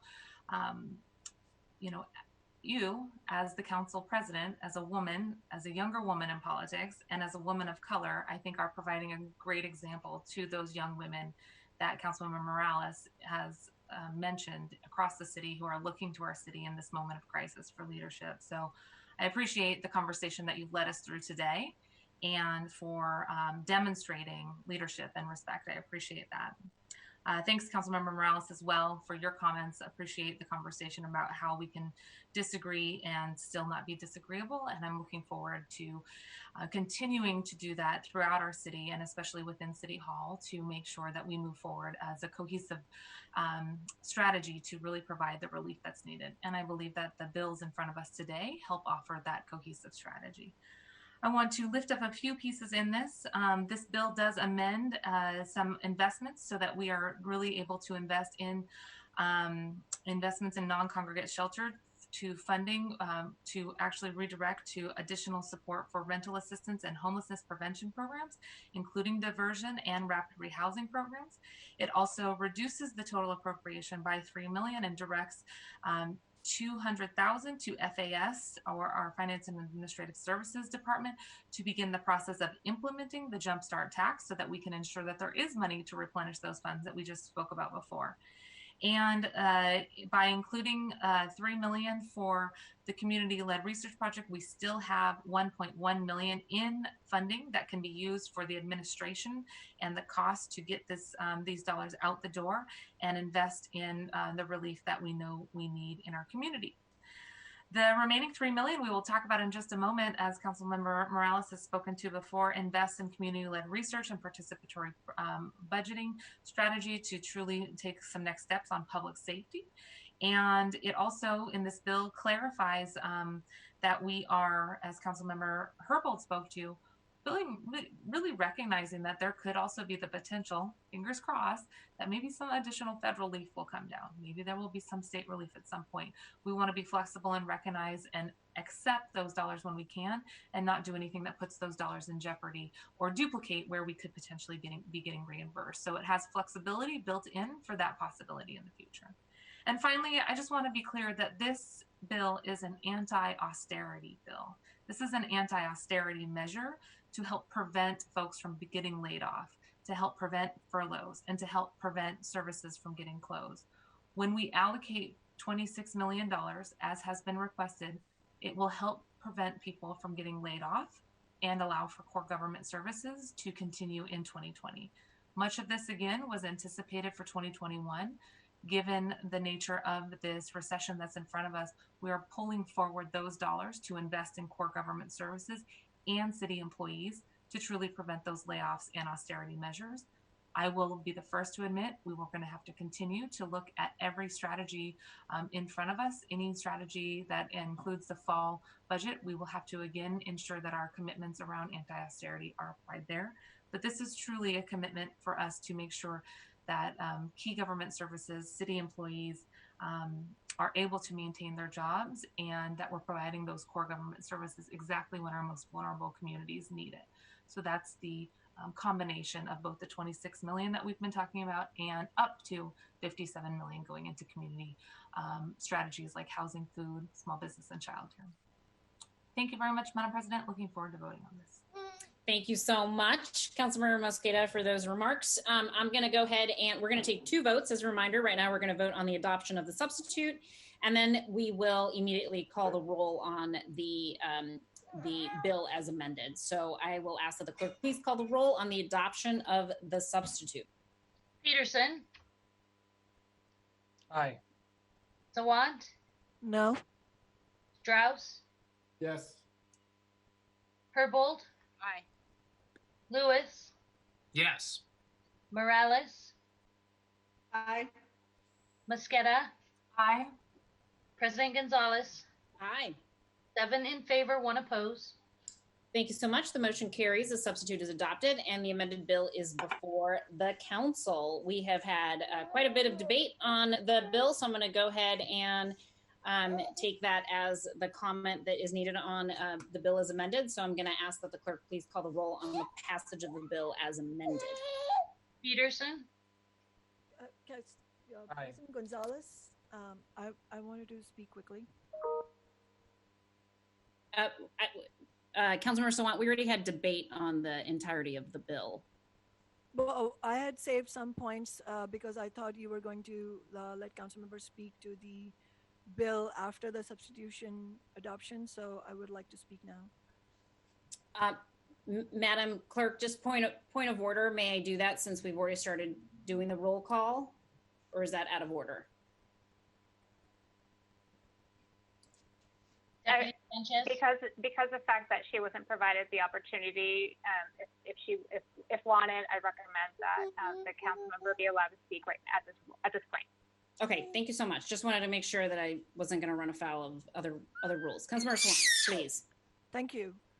I just wanted to clarify something that is related to the bill that's coming up next, and also wanted to speak in reference to some comments that were just made. First, I support funding for community organizations to develop alternatives to repressive policing. And on the next agenda item, which actually funds those programs, I will be voting yes. I would prefer that the programs be funded by defunding the police, as the Justice for George Floyd movement has demanded. However, I wholeheartedly support that funding for community organizations, and I will be voting for that bill, in favor of it, regardless of the source of funds, when we take that vote in the next agenda item. The current agenda item, however, contains the austerity of $26 million that was just discussed in the amendment, and I voted against the substitution, and I vote against austerity, so I will be voting against this bill. I hope members of the public listening today will make note of the fact that no other council member has acknowledged the point that this is austerity, and that austerity can be prevented by increasing the Amazon tax. In other words, by increasing taxes on the very wealthiest of corporations who have been taxed now because of the historic Amazon tax victory, but in general still enjoy an overwhelming tax haven in our city, and have done so for many years. Council members are ignoring those points because they do not want to publicly acknowledge that they are making a choice to do austerity rather than tax big business. I have to say, I'm quite shocked to hear council members say that a bill that cuts the budget by 26 million is an anti-austerity measure. I just want to clarify to the public that this is an austerity measure, and that's why I will be voting against it. Thank you. Thank you, Councilmember Sawant, and my apologies. I didn't intend to cut you off previously. I apologize. Are there any other, since we've opened it up for debate, are there any other council members who have any comments to make? Councilmember Mosqueda? Thank you. I appreciate that we will all continue to work on austerity proposals going forward. Just for clarification, this is not cutting the budget though by 26 million. This is allowing for 26 million to be used for the city hole that's been identified. And I think I just want to be clear about where my support is coming from, because it's not a reduction in the budget that we just passed. It is allowing for those dollars to be used. And I think the crisis that has presented itself has put us in the position to say, where should those dollars be used? I'm, through this vote and our future votes, really trying to emphasize that we should not be pitting city core government services and city employees that are providing critical services to our most vulnerable against the dollars that we're trying to get out the door. And wanted to clarify that this is not taking from the current budget, but freeing up dollars to be used for plugging that city budget hole. I do appreciate the comments that are made about fighting against anti-austerity, and we'll continue to do that with all of our colleagues. Thank you, Councilmember Mosqueda. Any other comments on the bill as amended? Okay, hearing and seeing none, I'd ask that the clerk please call the roll on the passage of the bill as amended. Peterson, Aye. Sawant, No. Strauss, Yes. Herbold, Lewis, Yes. Morales, Aye. Mosqueda, Aye. President Gonzalez. Aye. 7 in favor, 1 opposed. Thank you so much. The bill passes as amended and the chair will sign it. I ask that the clerk please affix my signature to the legislation on my behalf. Item 3, will the clerk please read agenda item 3 into the record? Agenda item 3, Council Bill 119862, amending ordinance 126000, which adopted the 2020 budget, changing appropriations to the Legislative Department, appropriating funds from the Revenue Stabilization Fund, and ratifying and confirming certain prior acts, all by 3/4 vote of the City Council. Thank you so much. I move to pass Council Bill 119862. Is there a second? Second. It's been moved and seconded to pass the bill. Councilmember Mosqueda, as sponsor of the bill, you're recognized in order to address it. Thank you very much, Madam President. I will be brief, as I know other council members, especially Councilmember Morales, has been leading work on this. I'm just really excited about this critical piece of work to help continue our conversation with making sure that there's diverse voices, especially from communities of color represented at the table as we talk about future budget actions. And with that, I will be brief and turn it back over. Thank you so much, Councilmember Mosqueda. Any questions or comments on the bill?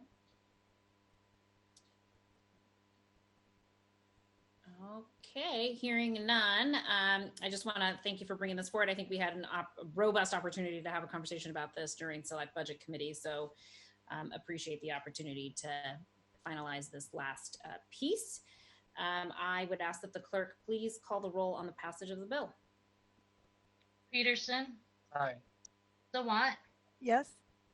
Strauss, Yes. Herbold, Yes. Lewis, Yes. Morales, Yes. Mosqueda, Yes. President Gonzalez. Yes. 8 in favor, none opposed. Thank you, Madam Clerk. The bill passes and the chair will sign it. I'd ask that the clerk please affix my signature to the legislation on my behalf. Item 4, will the clerk please read agenda item 4 into the record? Agenda item 4, Council Bill 119861, amending ordinance 126000, which adopted the 2020 budget, creating new budget summary levels to disaggregate Seattle Police Department precincts from the patrol operations budget summary level. Thank you, Madam Clerk. I will move to pass Council Bill 119861. Is there a second? Second. Try and get there. Oh, good. Somebody second. It's been moved and seconded to pass the bill. Councilmember Mosqueda, this lists you as the person that's going to speak about this, but I do think Councilmember Herbold was the prime sponsor. Would you like me to hand it over to you or go to you first? You can absolutely hand it over to Councilmember Herbold. Councilmember Herbold, would you like to speak to Council Bill 119861? Fantastic. Thank you so much. So this legislation reestablishes budget spending levels for each of the 5 separate police precincts. As central staff has noted, up until just last year's budget cycle, the council adopted budgets that included budget control levels for each of the 5 precincts. With the 2020 budget, the 5 precincts were combined into a single budget level called patrol operations, and put all of the money for all the patrol operations across all the precincts into a single BCL, budget control level, at $148 million. So with this amendment, the council will be able to approve appropriation levels in each of Seattle's police precincts. The purpose of each precinct BSL says that the purpose of the West, North, South, East, and Southwest precinct budget patrol level or budget summary level is to provide the full range of public safety and order maintenance services to residents of and visitors to each of the precincts, to promote safety in their homes, schools, businesses, and the community at large. Central staff has indicated that a new council bill is necessary for this action, and we are looking forward to finalizing and voting on this at the full council meeting on August 12th. The origin of the amendment itself was Chief Best's mention of the possibility of closing the Southwest Precinct if we were to reduce funding for patrol staffing. So I believe returning to the long-standing practice of approving BCL levels for all 5 precincts makes a lot of sense. Again, we have a charter obligation to ensure adequate policing in each of the city's council districts. Lastly, it's I think important to recognize that our precincts are designed to serve geographic areas of the city, and by enacting this legislation, it puts us in a position where we can ensure again that our charter obligations are fulfilled to do so. Thank you. Thank you, Councilmember Herbold. Any other comments on the bill?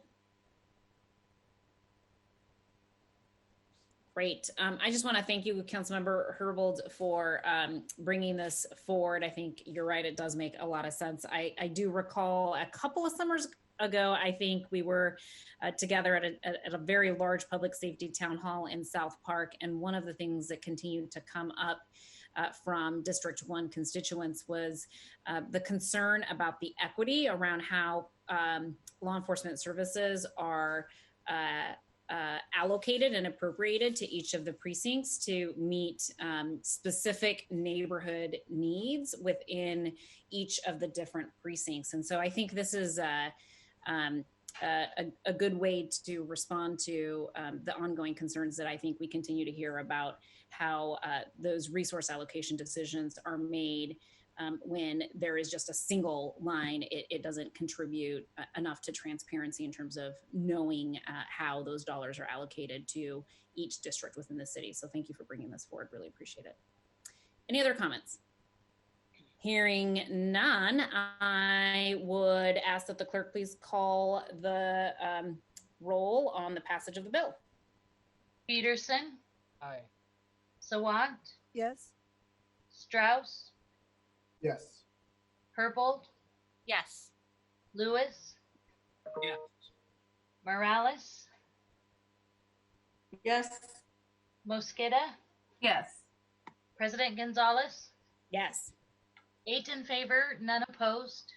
Thank you, Madam Clerk. The bill passes and the chair will sign it. I'd ask that the clerk please affix my signature to the legislation on my behalf. Okay, we're in the home stretch here. Item 5. Will the clerk please read item 5 into the record? Agenda item 5, Council Bill 119863, authorizing the loan of funds from the Construction and Inspections Fund to the General Fund. Thank you, Madam Clerk. I move to pass Council Bill 119863. Is there a second? Second. Thank you so much. It's been moved and seconded to pass the bill. Councilmember Morales, you are, I understand, going to speak on this bill. So I will recognize you in order to address the item. Thank you very much. And my apologies, colleagues. I had intended to just say a few words about the stabilization bill, but clearly that wasn't necessary because it passed unanimously. So thank you. This legislation authorizes the general fund to borrow $13.1 million from the Construction and Inspection Fund. The proceeds of this loan are in Council Bill 119825, which we passed and would pay for all of the $4 million investment in the investments such as the Community Safety Initiative. It would also pay for $9.1 million of the total $10 million investment in community-led organizations that was in Amendment 34 that we passed last week. So as we mentioned last week, and I have said before, the SDCI ending cash balance as of June 30th is approximately $118 million based on FAS data. The executive plans to use 50 million of that in concert with another 20 million in REAP funds for the West Seattle Bridge. And based on the information that we have, there is sufficient funding left to, or sufficient funds available to cover the West Seattle Bridge and an interfund loan of $14 million for this purpose. So as we discussed last week, excuse me, this would be 13.1, the 3 million that we just discussed, and an additional 886,000 in SPD amendments, cuts and amendments that we did last week. Total 17 million, which is what we are planning to invest in community for different participatory budget process, for community investments like the Community Safety Initiative. The funding for this loan would be repaid in 2021. The intent is to repay that with SPD cuts or with Jumpstart revenue if that is necessary. We are hoping it's not, but that is the plan. And so that is the proposal, and I recommend passage.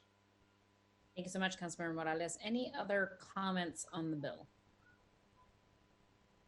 Okay, hearing none, we'll go ahead and close out debate, and I would ask that the clerk please call the roll on the passage of the bill. Peterson, Yes. Sawant, Yes. Strauss, Yes. Herbold, Yes. Lewis, Yes. Morales, Yes. Mosqueda, Yes. President Gonzalez. Yes. 8 in favor, none opposed. Thank you so much. The bill passes and the chair will sign it. I'd ask that the clerk please affix my signature to the legislation on my behalf. Okay, folks, that concludes the items of business on today's agenda. Our next regular city council meeting is on Monday, August 17th, 2020 at 2:00 p.m. I hope that you all have a wonderful afternoon. Thank you so much for your hard work. We're adjourned.